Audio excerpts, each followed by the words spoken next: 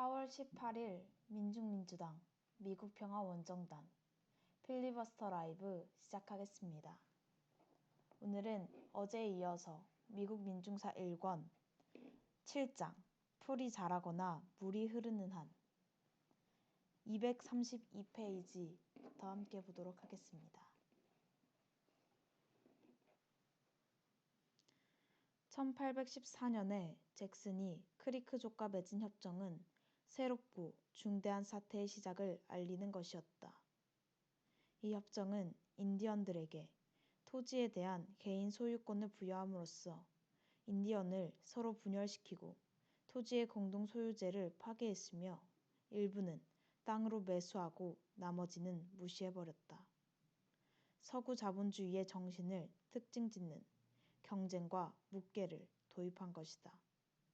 이것은 인디언을 문명으로 끌어들이므로 그들을 다룬다는 낡은 제퍼슨식의 사고와 잘 어울렸다.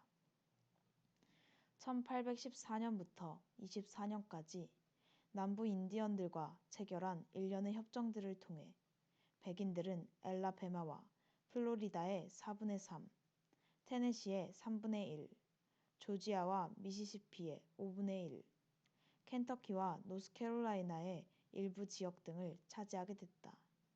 잭슨은 이런 협정을 체결할 때마다 핵심적인 역할을 했으며 로진에 따르면 잭슨의 이런 친지들이 인명권 대부분을 차지했다. 잭슨은 협정이 이루어진 방식을 이렇게 설명했다. 우리는 모든 인디언 부족이 갖고 있는 주된 지배적인 열정, 즉 탐욕이나 공포에 실감나게 호소했다. 잭슨은 백인 개척지 거주민들에게 인디언 땅으로 이동할 것을 장려하고는 인디언들에게는 정부가 백인들을 이주시킬 수는 없으므로 땅을 양도하지 않으면 소탕당할 것이라고 말했다. 로진의 말에 따르면 잭슨은 또한 대규모의 뇌물 행각을 자행했다. 이런 협정과 토지 약탈은 노예 대농장으로 이루어진 면화 왕국을 건설하기 위한 토대를 마련했다. 크리크족이 안전을 약속받으면서 한 지역에서 다른 지역으로 쫓겨나는 협정을 조인할 때마다 백인들은 새로운 지역으로 이동해왔다. 크리크족은 또 다른 지역에서 안전을 약속받는 대가로 다시 땅을 포기하고는 또 다른 협정을 조인하지 않을 수 없다고 느꼈다. 잭슨의 활약으로 백인 정착지는 스페인령 플로리다 경계까지 뻗어나갔다. 그곳에는 일부 붉은 막대기 피난민들과 함께 세미놀족이 마을을 이루고 있었으며 영국인 앞잡이들은 이들에게 미국에 저항하라고 부추기고 있었다. 정착민들이 인디언 땅으로 이동해왔다. 인디언들은 공격했다. 양편 모두가 잔악행위를 자행했다. 몇몇 마을에서 백인 살해 혐의로 고발당한 사람을 넘겨주길 거부하자 잭슨은 마을을 파괴하라고 명령했다. 또 다른 세미놀족의 도발이 있었다. 도망친 흑인 노예들이 세미놀족 마을로 피신한 것이었다. 일부 세미놀족 흑인 노예를 사거나 노획했지만 세미놀족의 노예제는 면화 대농장의 노예제보다는 아프리카 노예제에 가까웠다. 노예들은 대개 자신들만의 마을을 이루어 살았고 자식들은 종종 자유의 몸이 되었으며 인디언과 흑인 사이의 결혼이 성행하게 되어 곧 인디언과 흑인이 함께 사는 마을이 생겼다. 이 모든 사태를 자신들의 노예로 하여금 자유를 갈망하게 만드는 유혹이라고 본 남부 노예 소유주들은 분노를 금치 못했다. 잭슨은 플로리다가 탈주 노예와 약탈을 일삼는 인디언들의 은신처라고 주장하면서 습격을 시작했다. 잭슨의 말에 따르면 플로리다는 미국의 방위에 없어서는 안 될 지역이었다. 이것은 근대 정복전쟁의 고전적인 서문이 된 말이었다. 그렇게 시작된 1818년의 세미놀 전쟁으로 미국은 플로리다를 획득하게 됐다. 학교 교실의 지도에는 1819년 플로리다 매입이라고 고상하게 표기되어 있다. 그러나 이것은 스페인이 땅을 팔도록 설득당할 때까지 앤드루 잭슨이 플로리다 국경 전역에 걸쳐 세미놀족 마을을 불태우고 스페인 항구를 탈취한 군사작전의 결과였다. 잭슨은 자기 말에 따르면 자기 방어라는 불변의 법칙에 따라 행동했다. 뒤이어 잭슨은 플로리다 준주의 지사가 됐다. 이제 친구와 친지들에게 사업상에 훌륭한 조언을 해줄 수 있게 됐다. 조카에게는 펜사콜라의 토지를 팔지 말고 갖고 있으라고 일러줬다. 군대 의무감이던 친구에게는 노예 가격이 곧 오를 것이므로 가능한 많은 노예를 사두라고 넌지시 말해줬다. 잭슨은 또한 군인직을 떠나면서 장교들에게 높은 탈영률에 대처하는 방법에 관해 충고했다. 잭슨은 처음 한두 번은 매질을 하고 세 번째는 처형을 해버리라고 말했다. 저명한 역사가가 쓴 잭슨 시대에 관한 손꼽히는 책들에는 잭슨의 인디언 정책에 대해서는 언급하지 않은 채 관세 정책, 금융 정책, 정당 정치, 정치적인 미사 여구 등에 관해서만 많은 논의를 할애하고 있다. 고등학교나 초등학교의 미국사 교과서를 쭉 읽어가다 보면 개척자이자 군인, 민주주의자, 국민적 영웅인 잭슨만이 등장한다. 이것은 단지 지나고 나서 보니 그런 것이 아니다. 1828년 잭슨이 대통령으로 선출된 뒤 인디언 이주 법안이 연방의회에 상정됐는데 그것은 당시 잭슨 행정부의 주요 정책이자 전쟁과 평화의 문제를 제외하고는 연방의회에 상정된 가장 큰 현안이었다. 이 무렵 양당이었던 민주당과 휘그당은 은행과 관세 문제에는 이견을 보였지만 가난한 백인이나 흑인, 인디언에 관한 결정적으로 중요한 쟁점에 관해서는 그렇지 않았다. 비록 일부 백인 노동대중이 부자들의 은행에 반대한다는 이유로 잭슨을 자신들의 영웅으로 생각하긴 했지만 잭슨과 그가 직접 후계자로 고른 마틴 벤 뷰런의 통치하에서 미시시피 강 동쪽에 살던 7만 명의 인디언이 서부로 억지로 내몰렸다. 북부에서는 그만큼 많은 수는 아니었고 뉴욕주의 이로쿼이 연맹은 그대로 머물렀다. 그러나 검은 매 전쟁이 끝난 뒤 일리노이의 색족과 폭스족 인디언들은 이주를 해야 했다. 추장 검은 매는 전투에서 패해에 사로잡힌 1832년에 항복 연설을 했다. 나는 열심히 싸웠다. 하지만 당신들의 총은 정확히 조준됐다. 총알은 새처럼 대기를 날았고 겨울의 나무 사이를 가르는 바람처럼 우리 귓전을 핑하고 지나갔다. 내 주위에 있던 전사들은 쓰러졌다. 아침의 태양은 우리 머리 위로 희미하게 떠올랐고 밤에는 어두운 구름 속으로 잠겼으니 마치 둥그런 불덩이처럼 보였다. 그것이 검은 매를 비춘 마지막 태양이었다. 이제는 백인의 포로지만 인디언이 부끄러워해야 할 것은 하나도 없다.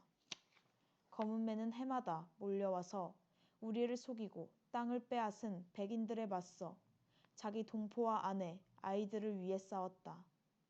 당신들은 우리가 전쟁을 벌인 이유를 알고 있다. 모든 백인이 다 알고 있다.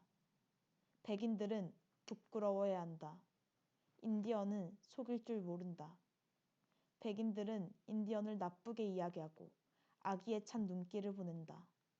하지만 인디언은 거짓말을 하지 않는다. 인디언은 도둑질을 하지 않는다. 백인만큼 나쁜 인디언은 우리 부족 사이에서 살 수 없으며 사형에 처해져 늑대의 밥이 될 뿐이다. 백인은 사악한 선생으로서 그릇된 책을 갖고 다니면서 잘못된 행동을 하고 불쌍한 인디언을 속이려고 면전에서 웃음을 흘리고 믿음을 사려고 악수를 하고 속이기 위해 술을 먹이고 우리 부녀자들을 타락시킨다. 우리를 내버려 두라고 우리한테서 떨어지라고 말했지만 백인들은 계속해서 따라다니면서 우리가 가는 길을 막고 뱀처럼 우리를 휘감았다. 백인들은 우리를 건드려 몹쓸 풍조에 물들게 했다. 우리는 안전하지 않았다. 우리는 위험 속에 살았다. 우리도 백인들처럼 위선자, 거짓말쟁이, 더러운 게으름뱅이, 일을 하지 않으면서 말만 많은 놈팡이가 되어가고 있었다. 백인들은 머리 가죽을 벗기지는 않지만 더 나쁜 짓을 한다. 심장에 독을 풀어넣는 것이다. 나의 부족이여 안녕. 검은 매여 안녕. 검은 매의 비참한 심정을 부분적으로는 그가 사로잡힌 경위 때문이었을 것이다.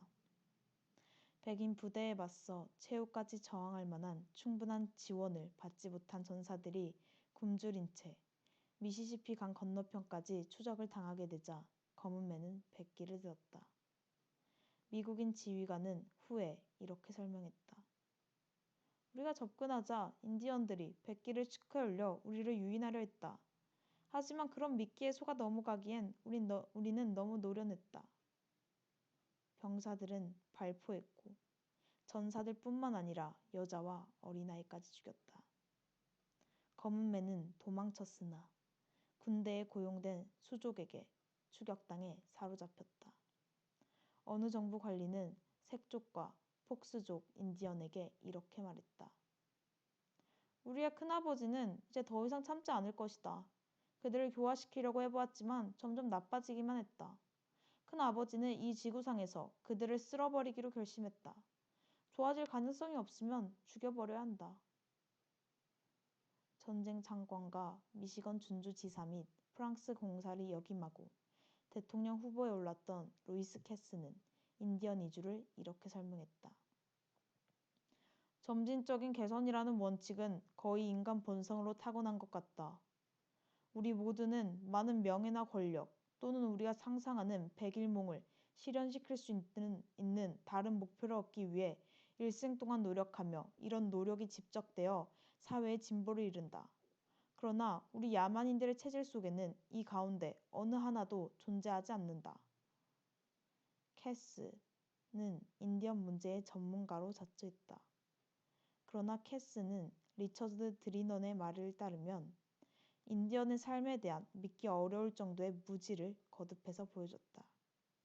미시건 준주지사 시절 캐스는 협정을 통해 인디언으로부터 수백만 에이커의 땅을 빼앗았다. 우리는 종종 인디언의 기질과 상충되는 그들의 이의를 증진시켜 주어야 한다. 1830년 북아메리카 평론에 실린 캐스의 글은 인디언 이주에 관한 옹호론을 펴고 있다. 그의 말에 의하면 우리는 이들 지역을 개척하고 자유와 종교와 과학이 영향력을 확대시키게 만들어준 문명과 진보의 진척, 산업과 기술의 승리를 유감스럽게 여겨서는 안 된다. 캐스는 희생을 최소화시키면서 이 모든 과정을 이룰 수 있기를 바랐다. 원주민들은 환경에 불가피한 변화에 적응해야 했다. 그러나 이런 바람은 헛된 것이다. 사냥으로 얻는 부족하고 불안정한 양식에 생계를 의지하는 야만인들이 문명 사회와 접촉하면서 살아갈 수는 없는 노릇이다. 이에 대해 드리너는 이렇게 논평했다. 체로키족과 세미놀족, 그리고 훗날 샤이언족과 필리핀인, 베트남인과 같은 원주민들의 마을을 불태우고 그들을 몰아낸 모든 필연적인 이유가 여기에 있었다. 캐스는 1825년에 쇼니족 및 체로키족과 만난 협정회담에서 인디언들이 미시시피 강을 건너 새로운 땅으로 이동하기만 한다면 미국은 그곳에서 다시는 당신들의 땅을 요구하지 않을 것이라고 약속했다. 당신들의 큰아버지인 합중국 대통령의 이름을 걸고 약속한다. 여러분은 큰아버지가 자식이나 매한가지인 홍인종들에게 할당한 이 땅에서 자자손손 살아갈 것이다. 캐스의 글이 실린 북아메리카 평론의 주필은 캐스에게 그의 계획이 단지 인디언의 운명을 늦추는 것일 뿐이라고 말했다. 반세기만 지나면 미시시피강 건너편의 사정도 지금 이곳의 사정과 마찬가지가 될 것입니다. 인디언의 절멸은 불가피한 일입니다. 드리넌이 지적하듯이 캐스는 이 말에 대해 논박하지 않은 채 글을 그대로 기고했다. 인디언이 물려받은 모든 전통은 자신들의 땅에서 떠나는데 반대하는 목소리를 높이게 만들었다.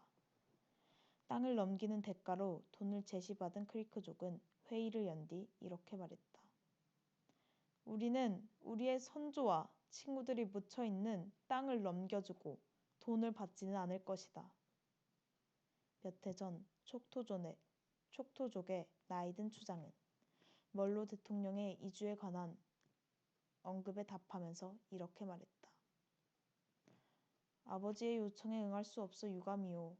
우리는 숲의 풀처럼 우리가 자라온 이 땅에 남기를 바라지 다른 땅에 옮겨 심어지는 것은 바라지 않소이다. 세미놀족의 한 추장은 존 퀸시 애덤스에게 이렇게 말했다. 우리는 이곳에서 탯줄을 끊고 태어나 그 피를 이 땅에 묻었으며 때문에 이 고장을 소중히 여기게 됐소. 인디언들 모두가 자신들을 자식으로 대통령은 아버지로 부른 백인 관리들의 명령법을 그대로 받아들인 것은 아니었다. 테쿰세가 인디언 전쟁의 투사이자 장래의 대통령이 된 윌리엄 헨리 해리슨을 만난 자리에서 통역가는 당신 아버지가 의자에 앉으라고 하십니다. 라고 말했다. 테쿰세는 대답했다. 내 아버지라고? 태양이 나의 아버지이며 대지가 나의 어머니다. 난 어머니 가슴에 편히 눕겠다. 잭슨이 대통령에 당선되자마자 조지아, 엘라베마, 미시시피주는 자신들의 영토에 거주하는 인디언에 대해 주의 통치권을 확대하는 법안을 통과시키기 시작했다. 이들 법률을 통해 인디언들은 법적 단위로서의 부족이 폐지되고 부족회의가 불법화되고 추장의 권한이 사라졌으며 민병대 및 주세의 의무를 지게 됐지만 투표권 및 소송권, 법정에서 증언할 수 있는 권리는 갖지 못했다. 인디언 영토는 분할되어 주에서 실시하는 추첨에 의해 분배됐다. 백인들은 인디언 땅에 정착하도록 장려됐다. 그러나 연방협정과 연방법률은 주 당국이 아니라 연방의회에 인디언 부족에 대한 권한을 부여하고 있었다. 1802년 연방의회에서 통과된 인디언 통상교류법에 의하면 인디언 부족과의 협정에 의하지 않고는 토지를 할양받을 수 없고 인디언 영토에서는 연방법이 적용된다고 되어 있었다. 잭슨은 이를 무시한 채 각 주의 조치를 지지했다. 여기서 연방 제도를 활용한 간단한 예를 볼 수 있다.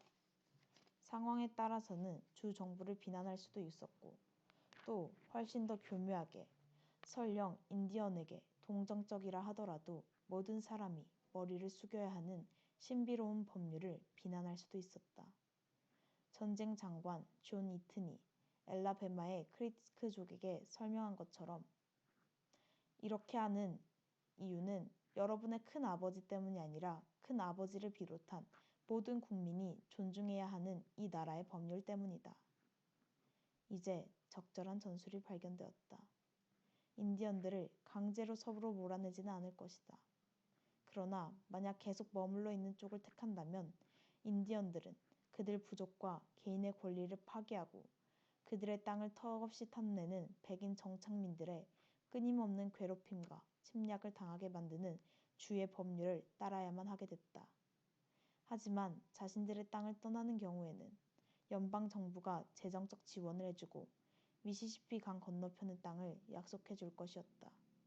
촉토족 및 체로키족과 회담을 하기 위해 파견되는 육군 소령에게 내린 잭슨의 지령은 이를 이렇게 표현했다. 홍인족의 촉토족 자식들과 치카소족 자식들에게 귀담아 들으라고 말하라. 미시시피의 내 백인 자식들이 자기네 법을 인디언의 땅까지 확대시켰다고. 인디언들이 지금 있는 곳에서는 아버지도 그들이 미시시피 주의 법률에 복종해야 하는 사태로부터 막아줄 수 없다고 말하라. 연방 정부는 각 주가 자신들의 권리를 행사하는 것을 승인할 수밖에 없을 것이다. 수장과 전사들에게 나는 그들의 친구이고 친구로서 행동하기를 바라지만 그들이 미시시피와 엘라베마의 주 경계선을 벗어나 이동해 내가 제공하는 땅에 정착함으로써 내 권한의 틀 내에서 친구가 되어야 한다고 전하라. 어떤 주의 경계에서도 벗어난 그곳에서는 자신의 땅을 소유하게 될 것이며 풀이 자라거나 물이 흐르는 한 영원히 소유하게 될 것이다. 나는 그들을 보호하고 있고 앞으로도 보호할 것이며 그들의 친구이자 아버지이다. 인디언들은 수세대에 걸쳐 풀이 자라거나 물이 흐르는 한이라는 구절을 비통한 심정으로 되뇌었을 것이다. 잭슨이 대통령직에 오른 1829년에 조지아의 체로키족 영토에서 금이 발견됐다. 수천 명의 백인이 인디언 땅에 침입해 훼손하고 권리를 주장했다. 잭슨은 연방 군대에 그들을 이주시키라고 명령했으며 백인뿐만 아니라 인디언에게도 채굴을 중단하라고 명령을 내렸다. 그러나 군대가 철수하자 백인들이 다시 모여들었으며 잭슨은 조지아 당국의 권한에 간섭할 수 없다고 말했다. 백인 침입자들은 땅과 재산을 빼앗고 차지 계약에 서명할 것을 강요했으며 이에 항의하는 인디언을 구타하거나 저항을 약화시키기 위해 술을 팔았고 인디언이 식량으로 사용하는 짐승을 재미삼아 죽였다. 그러나 로진이 말하듯이 모든 비난을 백인 폭도들에게만 돌려버린다면 대농장주의 이해관계와 정부의 정책 결정이 행한 본질적인 역할을 무시하는 처사가 될 것이다. 식량 부족과 위스키, 군사 공격 등을 통해 부족의 해체 과정이 시작됐다. 인디언 사이의 폭력이 늘어났다. 강압과 기만 아래 맺어진 조약들은 크리크족과 촉토족, 치카소족의 부족 토지를 해체시켜 개인 소유지를 만들었고 그 결과 각각의 개인은 청부업자와 투기업자, 정치인들의 희생양이 됐다. 치카소족은 개별적으로 자신들의 땅을 좋은 값에 팔아넘기고 별다른 어려움 없이 서부로 이주했다. 크리크족과 촉토족은 여전히 개인 소유지에 남아 있었지만 대부분이 토지회사의 농간에 속아 땅을 빼앗겼다. 토지회사의 주주였던 조지아의 한 은행 총재에 따르면 도둑질이 작금의 질서였다. 네, 여기까지 4월 18일 필리버스터 라이브 내용이었습니다. 네, 어제에 이어서 인디언들의 이 어떻게 억압받고 착취당하고 또 자신들의 땅에서 쫓겨나게 됐는지를 함께 살펴보고 있습니다. 참 말이 안 되는 일들이 계속해서 벌어지고 있고 그게 역사에 제대로 기록되지도 않고 제대로 기억되지 않고 있다는 그런 사실이 참 안타깝게 느껴지는 부분입니다. 풀이 자라고 물이 흐르는 한 만약 여기서 이주를 한다면 계속 너희 땅을 보호해 줄게 라고 이야기를 했지만 또 금이 발견되자 그들을 빼앗고 죽이고 또다시 그 땅에서 내쫓는 현상들이 계속해서 벌어지고 있습니다. 참 제국주의의 침략적 약탈이라는 게 단순히 한 단어가 아니라 그 속에 얼마나 끔찍한 일들이 많이 벌어졌고 지금도 벌어지고 있는가를 생각해야 한다는 생각이 드는 글입니다.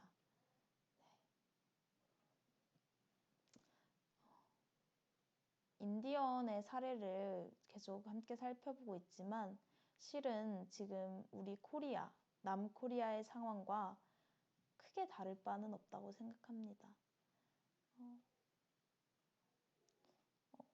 당연히 통일이 됐어야 하고 당연히 해방이 됐기에 우리의 자주적인 국가를 얻었어야 하는 게 너무나도 당연했던 1945년 우리는 또 다른 식민지가 되어버렸습니다.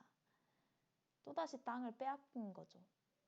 오히려 더 기만적으로 마치 너네가 자주 독립국가를 세운 것처럼 보이지만 괴뢰 정부라는 거, 괴뢰 정권이라는 거, 그 뒤에 군사, 정치, 경제, 문화적으로 누가 예속하고 억압하고 착취하고 있는지는 점령하고 있는지는 이제는 누구나 다 아는 진실이죠. 네. 무엇이 다르겠습니까?